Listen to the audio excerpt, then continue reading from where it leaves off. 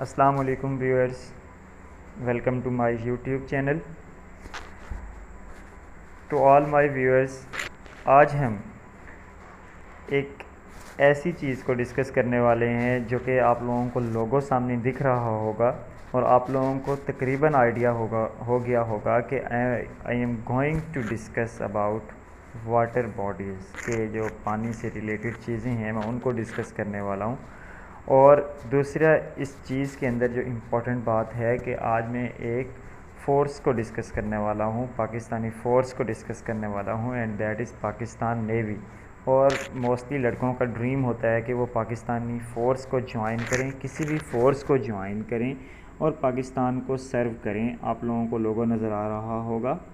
Yes, I am going to discuss about Pakistan marine academy, जो कि अपने 60th बैच की इंडक्शन करने वाली है इन द मंथ ऑफ सितंबर। तो थोड़ी सी इसकी हिस्ट्री देख लेते हैं। तो सबसे पहले तो मैं आप लोगों को बताऊं कि हमारे पास पाकिस्तान मेरीन एकेडमी जो है, ये एक पब्लिक इंस्टीट्यूट है और ये हमारे मुल्क का वाहिद पब्लिक इंस्टीट्यूट है जो कि हमारे पास तमाम स्टूडेंट्स को बहरी अमूर के बारे में, मतलब वाटर बॉडीज़ के बारे में प्री सी ट्रेनिंग और पोस्ट सी ट्रेनिंग देता है। प्री सी ट्रेनिंग क्या होती है कि हमारे पास अगर हम किसी भी समंदर में या ओशन में जाना है तो उससे पहले जो स्पेसिफ़िक ट्रेनिंग है वो उनको दी जाती है। उसके अंदर हमारे पास इंजीनियरिंग के कोर्सेज़ आ जाते हैं, क्योंकि समंदर के अंदर शिप्स जाएंगी तो उनके लिए हमारे पास वर्किंग के लिए इंजीनियरिंग की रिक्वायर्ड होगी और क्रू मेंबर्स को ट्रेनिंग दी जाती है। तो डिफरेंट कोर्सेज़ ये ऑफ़र करते हैं पाकिस्तान मेरीन एकेडमी। तो ये हमारे मुल्क की नौयत का सिर्फ वाहिद पब्लिक इंस्टीट्यूट है जो कि हमारे पास कराची में हॉक्स बे रोड के करीब वाक़ है। उसके बाद हमारे पास ये फेडरल मिनिस्ट्री मींस हमारे पास जो बहरी अमूर की वजारत होती है उसके अंडर आता है और वही इसको कंट्रोल करता है। उसके बाद इसकी हिस्ट्री पे अगर थोड़ी सी नज़र डालें तो ये जो स्टार्ट हुआ था हमारे पास, इसकी जो मतलब जब फ़र्स्ट टाइम इसको बनाया गया था तो 1962 में इसे मशरक़ी पाकिस्तान मींस जो कि अब बांग्लादेश है उसमें बनाया गया था और जो बे ऑफ बंगाल है उसके करीब इसे बनाया गया था। फिर 1964 में इसके अंदर से फ़र्स्ट बैच जो था वो पास आउट हुआ था। वो टोटल 61 कैडेट्स थे, इसके अंदर नॉटिकल इंजीनियर्स भी थे, क्रू मेंबर्स भी थे और उसके साथ हमारे पास इंजीनियरिंग कैडेट्स भी थे। उसके बाद हमारे पास जाहिर सी बात है 1971 में मशरक़ी पाकिस्तान अलग होकर बांग्लादेश बन गया। तो 1971 में इसको बे ऑफ बंगाल से या मशरक़ी पाकिस्तान से शिफ्ट कर दिया गया हमारे पास कराची के अंदर, और वहाँ पे इसकी एक बार लोकेशन चेंज हुई और 1978 के अंदर इसकी जो परमानेंट लोकेशन है वहाँ पे इसे दोबारा ला खड़ा किया और जहाँ पे हॉक्स बे के करीब, और 1978 से लेकर अब तक उसकी वो परमानेंट लोकेशन है। ये तो इसकी थोड़ी सी हिस्ट्री के बारे में मैंने आप लोगों को बता दी है। और उसके बाद 2012 के अंदर इसकी जो नेशनल NED यूनिवर्सिटी है इंजीनियरिंग और टेक्नोलॉजी वाली कराची की, उसके साथ एफिलिएशन हुई इसकी। और उस एफिलिएशन का मकसद क्या था कि वो जो कैडेट्स थे हमारे पास जो कि 2 इयर्स का प्रोग्राम या 2 इयर्स का कोर्स कंप्लीट करके पास आउट हो रहे थे हमारे पास, तो उनको वो डिग्री अवार्ड कर रही थी, एसोसिएट डिग्री दे रही थी, किसके अंदर, शिप मैनेजमेंट के अंदर और मेरीन इंजीनियरिंग के अंदर। तो ये थोड़ी सी हिस्ट्री के बारे में हम लोगों ने थोड़ा सा देख लिया है। तो अब इन्होंने जो इंडक्शन के लिए हमारे पास एडवर्टीज़मेंट दी है, ज़रा उसको एक्सप्लोर करते हैं। आइए देखते हैं कि उसमें क्या है। हमारे पास मेरे सामने एडवर्टीज़मेंट ओपन हो चुका है, तो अब मैं इसको थोड़ा सा एक्सप्लोर करने की कोशिश करता हूँ। होप सो कि हमारे लिए ये बेनिफिशियल होगा। सबसे पहले आप लोगों को बताऊं कि यहाँ पे एलिजिबिलिटी दी गई है। एलिजिबिलिटी के अंदर हमारे पास इसके अंदर सिर्फ़ और सिर्फ मेल कैडेट्स अप्लाई कर सकते हैं, मेल सिटीजन्स अप्लाई कर सकते हैं। और उसके बाद जो दूसरी एलिजिबिलिटी है वो हमारे पास एज का फैक्टर है। और एज जो यहाँ पे हमारे पास सेकंड पॉइंट में आप लोगों को बता रहा हूँ कि जो एज होनी चाहिए 31 दिसंबर से पहले किसी भी कैंडिडेट की एज 20 ईयर्स से ज़्यादा नहीं होनी चाहिए।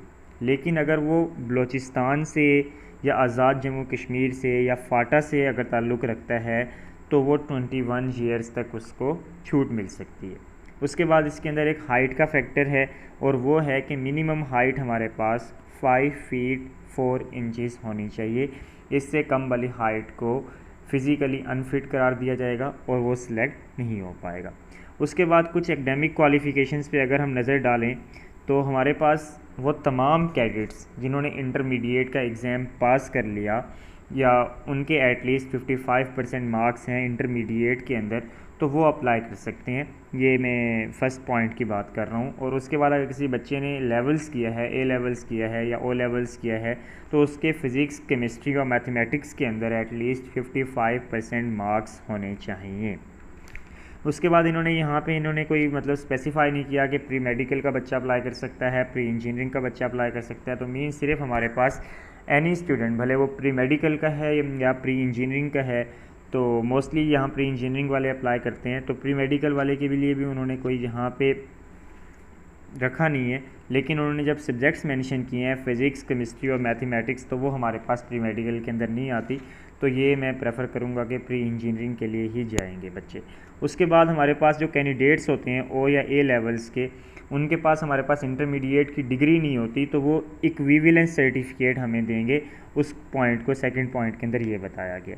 उसके बाद एफएससी वाले या वो स्टूडेंट्स तो जिन्होंने एटलीस्ट पार्ट 2 के अंदर अपेयर हो रहे हैं और उन्होंने पार्ट 1 के एग्ज़ाम्स दिए हुए थे, यहाँ पे थर्ड पॉइंट के अंदर बताया गया है हमारे पास। इस पॉइंट को डिस्कस कर रहा हूँ कि अगर वो पार्ट 2 में जिस तरह अभी 2021 के अंदर अप्लाई किया और पार्ट 1 के एग्ज़ाम्स भी नहीं हुए, तो ऐसे बच्चे होप सर्टिफिकेट की बेस पे अप्लाई कर सकते हैं। और होप सर्टिफिकेट क्या होता है कि वो रिस्पेक्टिव कॉलेज जहाँ से हमने एफएससी की या जहाँ से हम एग्ज़ाम्स में अपेयर हुए थे, तो वो हमें एक सर्टिफिकेट बना के देते हैं जिसको हम होप सर्टिफिकेट का नाम देते हैं। उसको हम सबमिट करा के अपने आप को कैंडिडेट के तौर पे अपेयर करा सकते हैं। और उसके बाद अगर जो होप सर्टिफिकेट सबमिट करवाएंगे, अगर वो स्टूडेंट 55% मार्क्स नहीं ले सकता, इस एकेडमिक क्वालिफ़िकेशन के लास्ट पॉइंट की मैं बात कर रहा हूँ, तो वो डिसक्वालीफाइड करार पाएगा और उसका जो एडमिशन है वो किसी भी टाइम कैंसिल कर दिया जाएगा। अब नेक्स्ट जो पॉइंट है कि हमें रजिस्टर कैसे करना है, तो इनकी वेबसाइट जो है वो मैंने लिंक जो है डिस्क्रिप्शन में भी दे दी है और इन्होंने यहाँ बताया हुआ है फर्स्ट पॉइंट के अंदर, ये जो पाकिस्तान मेरीन एकेडमी है, इनकी वेबसाइट के ऊपर आप जाके अप्लाई कर सकते हो www.marineacademy.edu.pk। और उसके बाद हमारे पास प्रॉस्पेक्टस और एप्लीकेशन फॉर्म्स भी वहीं पे पाकिस्तान मेरीन एकेडमी की वेबसाइट पर अवेलेबल हैं। फिर जो लास्ट पॉइंट है, ये एक बहुत इंपॉर्टेंट पॉइंट है जो मैं क्या आप लोगों के साथ डिस्कस करने वाला हूँ कि हमारे पास पाकिस्तान मेरीन एकेडमी दोनों तरह के कोर्सेज़ हमारे पास अवेल करने के लिए वो बताती है हमें कि हम सेल्फ़ फाइनेंस पे भी अप्लाई कर सकते हैं और ओपन मेरिट पे भी अप्लाई कर सकते हैं। तो जब भी आप अप्लाई करेंगे तो आपको ऑप्शन मिलेगा, सेल्फ़ फाइनेंस का भी ऑप्शन मिलेगा और ओपन मेरिट का भी ऑप्शन मिलेगा और बोथ का भी ऑप्शन मिलेगा कि आप दोनों के लिए अप्लाई करना चाहते हैं। वो तमाम स्टूडेंट्स जो सिर्फ ओपन मेरिट के लिए अप्लाई करना चाहेंगे, तो उनके लिए जो फ़ीस होगी, जो बैंक ड्राफ्ट बनवाया जाएगा, वो 2500 रुपीज़ का होगा in favour of Pakistan marine academy. और उसके लिए उन्होंने ब्रांच कोड वगैरह दिया हुआ है 0239 एट्सेट्रा। और वो तमाम स्टूडेंट्स के जो हमारे पास सेल्फ़ फाइनेंस पे अप्लाई करेंगे, वो 3 लाख का बैंक ड्राफ्ट बनवाएंगे और एप्लीकेशन फॉर्म के साथ सबमिट करवाएंगे।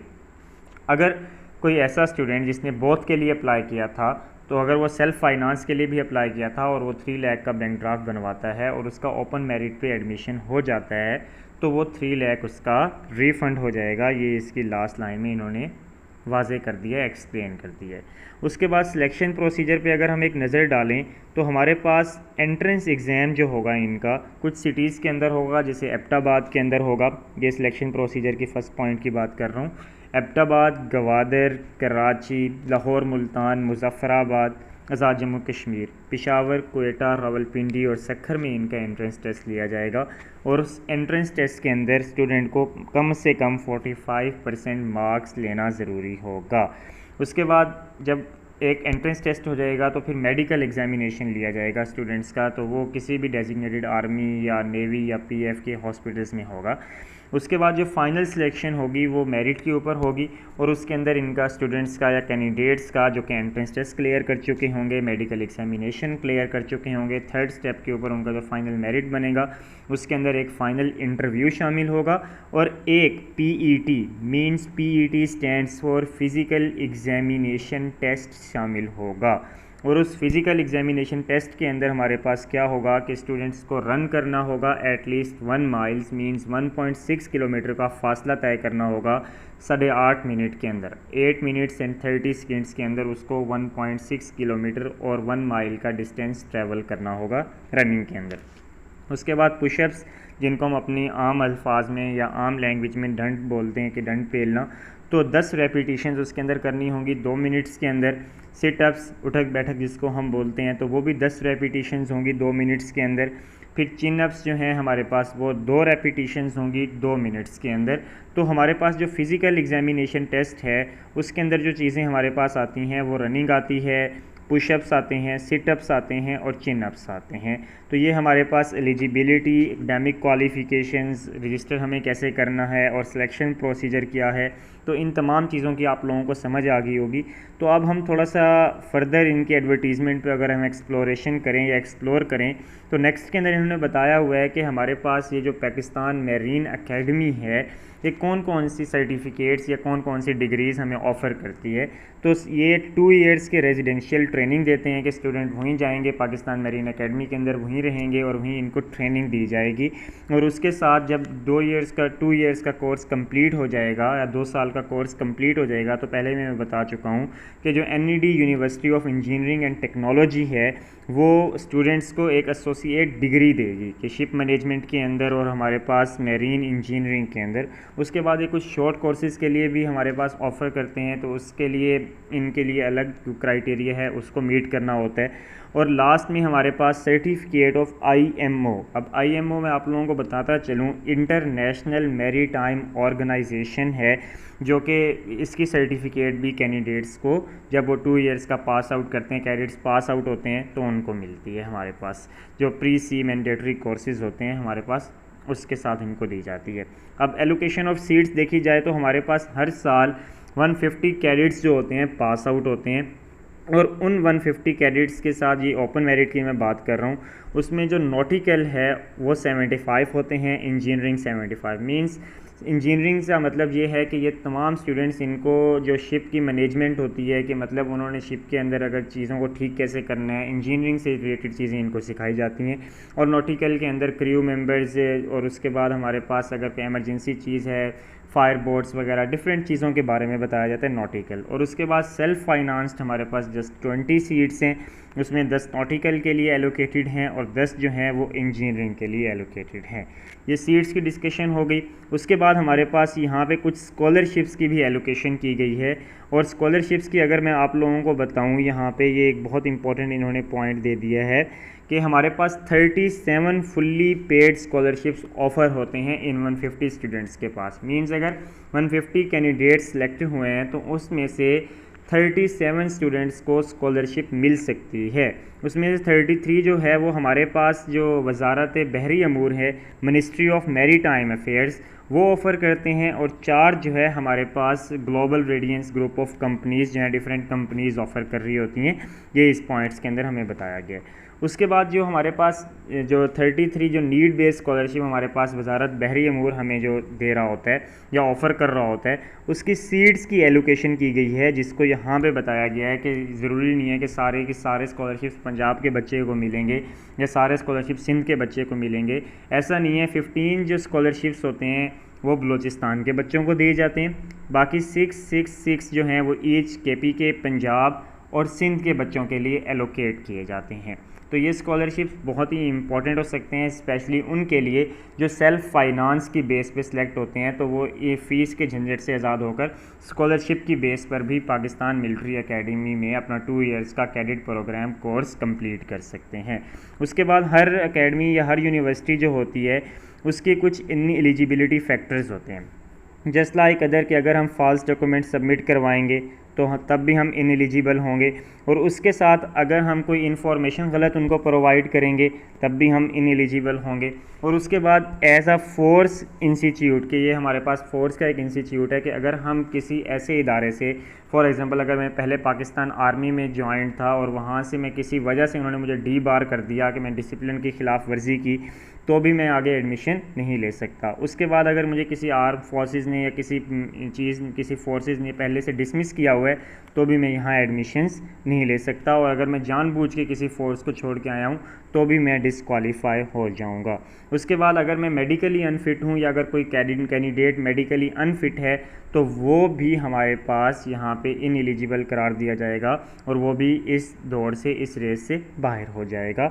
और उसके बाद हमारे पास जो डिप्लोमा होल्डर्स हैं, ये एक पॉइंट जो मैं हाईलाइट कर रहा हूँ कि वो इनएलिजिबल होते हैं, वो पाकिस्तान मैरीन एकेडमी में अपने आप को एनरोल नहीं करवा सकते। और इन द एंड जो सबसे इम्पोर्टेंट बात है कि हमारे पास जो लास्ट डेट है एप्लीकेशन की सबमिशन की वो 17 सितंबर 2021 है। फिर मैं बता देता हूँ कि हमारे पास पाकिस्तान मैरीन एकेडमी के अंदर जो लास्ट डेट है सबमिशन की एप्लीकेशन की वो 17 सितंबर 2021 है। वो तमाम स्टूडेंट्स जो कि फोर्सेस के अंदर जाना चाहते हैं और अपने आप को फोर्सेस के अंदर इनरोल करके किसी भी तरह अगर जिनको शौक़ है वो पाकिस्तान को सर्व करना चाहते हैं, या वो तमाम स्टूडेंट्स जिनको समंदर या बहरी वाटर बॉडीज़ से जुड़े रहने का शौक़ है तो वो इसके अंदर ज़रूर अपने आप को एनरोल कराएं।